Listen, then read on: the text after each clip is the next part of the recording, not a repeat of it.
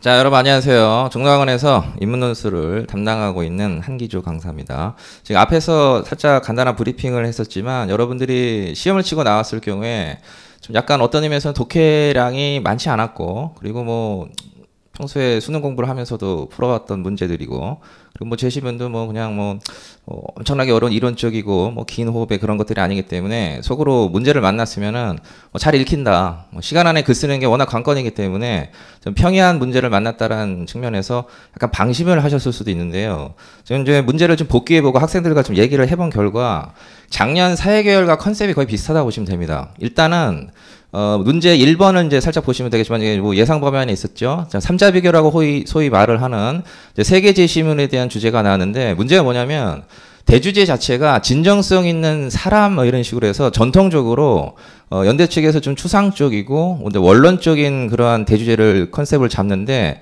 그런 측면에서 보면 가장 극단적으로 수위가 높은 좀 추상화되어 있는 맥락이기 때문에 이거는 문제 자체가 누가 더 구체적인 진술, 누가 더 예리하게 문제를 파고드는지로 변별 지점을 확실히 잡았다고 보시면 됩니다. 바꿔 얘기하면 문제 1번에서 가나다 진정성과 관련 있는 기준 지점을 다양하게 확보하지 못했을 경우에는 저 천자를 채우는 건 거의 굉장히 난이도적인 측면에서는 어려웠다, 이렇게 보시면 됩니다. 그래서 학생들의 기준을 좀 간단하게 뭐 보면 뭐 다양한 것들이 나오긴 했는데요. 문제 2번에서 활용할 수 있는 그런 기준점들이 그렇게 많지는 않았고, 뭐 예를 들면 뭐 전통적으로 답안에 많이 반영이 될 법했던 것들, 뭐 진정성과 관련시킨다면 뭐 진정성의 양상이라든가 과정이라든가 아니면 그래서 결과라든가, 그리고 이제 이따 제시할 때 살짝 얘기하겠지만 어떤 외적 요인, 내 안에 있는 진정성 혹은 사회가 형성한 어떤 그런 진정성을 판단하는 어떤 다른 외부 요인들이 어떻게 기능을 하고 역할을 하는지에 따라서 기준점을 좀 다양하게 세팅할 수 있었어요. 자, 그리고 이제 뭐 예를 들면 이제 이번에서 이제 글쓰기를 위한 글감들이니까 뭐 예를 들면 뭐 대안적인 시사점이라든가 뭐 한계라든가 뭐 이런 식으로 좀 여러분들이 좀 다양하게 기준을 설정을 할 수 있었겠지만 제시문에서 그걸 추적할 수 있는 정보가 상당히 부족했어요. 그래서 쉽게 익혔을지는 모르겠지만 그래서 답안에 풀어내고 특히 천자를 채우는 것이 좀 상당한 어려움으로 다가왔을 것이다. 바꿔 얘기하면 체감 난이도는 정확하게 얘기하면 글을 쓰시면서 느꼈겠지만 답안을 채운다는 맥락에서는 좀 구체적인 답안을 쓴다는 측면에서는 확실히 어려운 측면이다, 문제라고 판단하셨으면 됩니다. 자, 그리고 이제 뭐 여러 가지가 있지만 본인이 이제 제시문에 휘둘리면 안 되거든요. 추상적인 제시문일수록 진정성에 관련되어서 본인이 어떤 생각을 하고 있는지가 좀 영향을 미쳤을 것 같아요. 뭐 여담이지만 뭐 내가 살면서 뭐가 가장 진정한 것인지, 뭐 속된 말로 제시문과 무관한 자신의 어떤 그런 신념이라든가 판단 기준들이 좀 뚜렷한 친구들이 좀 제시문에 있는 정보를 좀 활용하기 편하지 않았겠느냐라는 것도 짐작을 좀 해볼 법한 포인트가 아닌가 싶어요.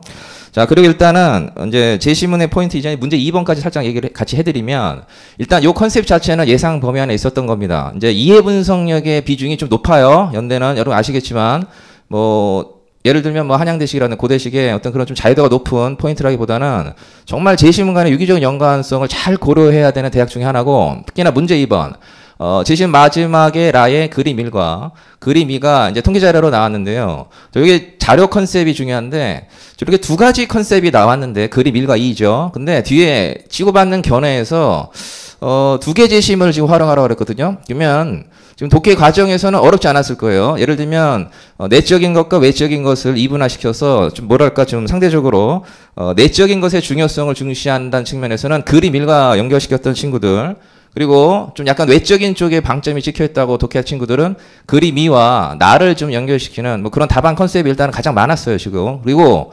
그것은 정확성을 기한다, 이해 분석력의 비중이 높다라는 연대 컨셉을 이해한다면 일단은 개인적으로는 써야 되냐 말아야 되냐 문제는 아니고요. 좀 정확하게 일단 연결을 시켜놓은 다음에 본인이 어떻게 견해의 포인트를 잡고 논의를 이어나갈 것인지를 판단하는 게 중요한 문제였어요. 바꿔 얘기하면 신유형이라든가 뭐 그런 건 절대로 아니고요. 특히 이제 작년 모의 문제에서도 인문 쪽이었지만 요 비슷한 컨셉이 좀 나왔고, 전통적으로 빈도가 아주 높지는 않았지만 좀 약간에 있어서의 좀 제시문과 그림 1, 2의 대응을 좀 정확하게 판단했느냐, 이제 그것을 일단 1차적으로 걸러내기 위한 장치라는 측면에서는 뭐 이렇게 어렵지 않았기 때문에 좀 할만하셨을 텐데, 문제는 그 다음이에요, 지금. 그림 1과 그림 2와 관련된 가나에 대한 맥락을 분석하는 과정에서 이제 컨셉을 잡아놨다고 하더라도 그 지셔 보입니까? 마지막 줄에 이를 재심은 가나를 근거로 해석하라고 했는데 저 이라는 대명사거든요. 저거 어떻게 할 거냐는 얘기야.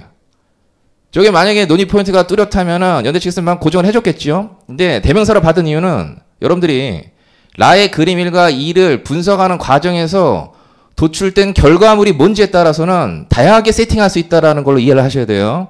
밖에만 앞에서 얘기했던 걸 기계적으로 받아서 그냥 정리하는 식의 견해가 아니고 그냥 내용 정리 위주, 마치 이제 소위 퍼즐 맞추는 식의 그런 답안만 쓰셨다 그러면 설사 오덕 없이 답안을 작성하셨어도 합격권 안에 들긴 좀 힘들 수도 있습니다. 바꾸면 저 2는 그림 1과 그림 2의 분석 과정에서 재심을 나가 전체적으로 하고 싶은 얘기가 도대체 뭐냐. 거의 문제 상황이라면은 그 문제 상황에 대해서 가와 나를 동원해서 원인 분석을 한다던가 특히 연대 측에서 강조하고 있는 다양한 측면에서 분석을 하라는 견해를 쓰라는 다면사고형 논술의 취지에 부합하려고 그러면 조금 더 재심문의 활용도를 높일 수 있는 논의 포인트를 정확하게 잡아야 조금 답안의 경쟁력이 살았을 겁니다. 뭐 많은 분량을 할 일은 없었을 거예요. 이를 통해서 재심문을 해석하라는 것 자체를 맥심 분량 때려도 한 500자, 600자 정도 바꿔야만 재심은 가나별로 한 2달락 정도 쓴다는 얘기니까 그렇게 치밀한 논증 구조를 쓸 필요는 없었겠지만 본인이 좀 예리한 그럼 바꿔야만 논제 1번에서 기준 포인트라든가 맥락을 어떻게 잡았는지에 따라서 여러분들이 써야 될 논의 대상이 얼마나 정교해지느냐 아니면 그냥 일반적인 진정성에 대한 막연한 추상적인 얘기를 하고 나오냐 아마 거기가 가장 큰 변별점이었을 것 같아요. 그래서 재심문의 체감 난이도는 다 정리하면 그리 어렵진 않았지만 그 주어진 정보를 활용해서 본인이 논의 대상을 설정했어야 되고 그와 관련된 구체성을 확보한 정확한 답안을 써야 된다는 맥락에서는 그 난이도가 굉장히 높았고 실제로 아마 채점이 용이했을 수도 있어요. 변별이 굉장히 커 보이니까. 그렇게 판단하시면 될 것 같아요. 그리고 이제 혹시나 해서 이제 재심문에 대한 맥락인데 뭐 정보가 이제 구체적으로 있는 건 아니지만 대략적으로 이제 아이들이 얘기했던 것들을 브리핑에서 정리해 보게 되면은 아까도 이제 말씀드렸듯이 특징이 좀 있죠. 자, 재심문 가 한번 열어주세요. 자, 위로.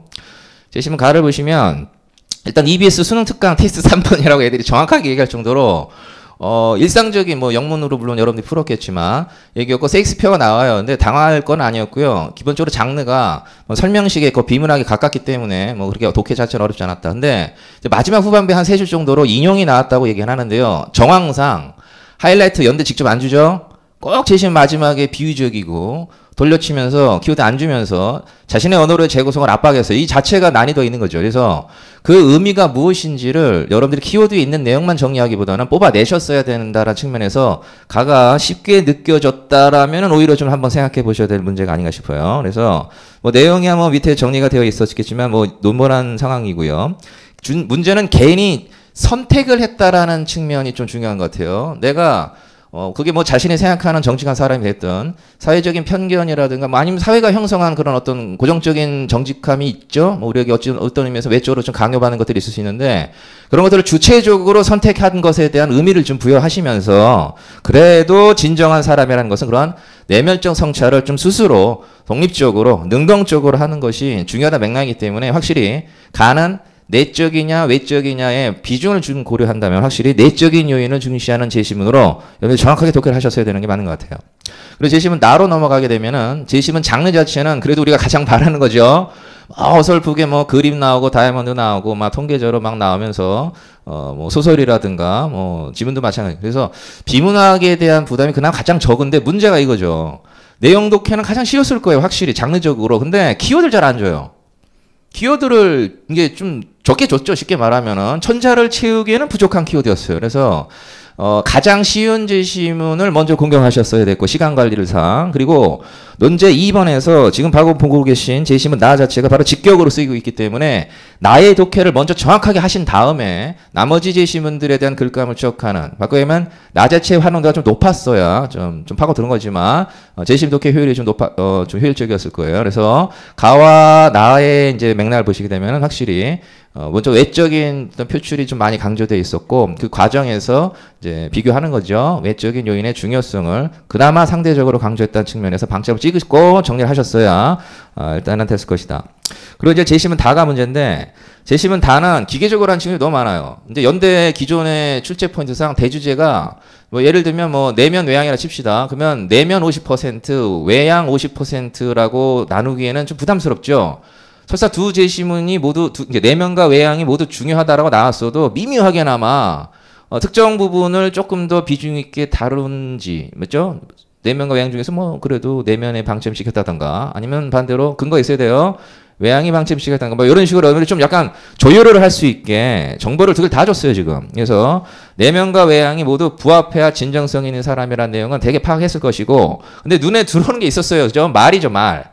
이제 우리가 얘기하는 그 말인데 이 말을 어떻게 여러분들이 활용하는지가 통계자료 해석과 관련된 단초를 여러분들이 열려준 거죠. 그래서 이 말의 기능이라든가 역할, 수단이 우리의 내면과 외면의 관계에 어떻게 개입하고 있고 그것을 어떻게 조율하는지에 따라서 달라질 수 있는지 그 양상을 여러분들이 복합적으로 성찰할 수 있게끔 열어놨어요. 재심은 다 해서. 그래서 이 부분에 주목하셔서, 물론 이제 자신의 언어로 재구성을 좀 적극적으로 하셔야겠지만, 글감을 확보하는지가 예리함과 구체성의 관건이었다고 하시면 됩니다. 그래서 결론적으로는 이제 직접적으로 있더라고요. 애들이 뭐 너무 임팩트가 있으니까 마지막 줄에 보시면 마음과 말의 외양이 일치해야 진실된 사람이라고 할 수 있어. 뭐 이 정도를 통해서라도 뭐 오덕의 여지는 별로 없었지만 그 주변을 둘러싼 맥락과 숨겨져 있는 것들에 대한 이해를 통해서 글감을 잡아내는 거는 당연히 쉽지 않았을 겁니다. 2000자로 대학 붙여주겠다고 하는데 그렇게 쉬운 문제 얼씨구나 하고 다 좋아하시면 안 돼요. 자, 변별 지점을 추적하셨어야 돼요.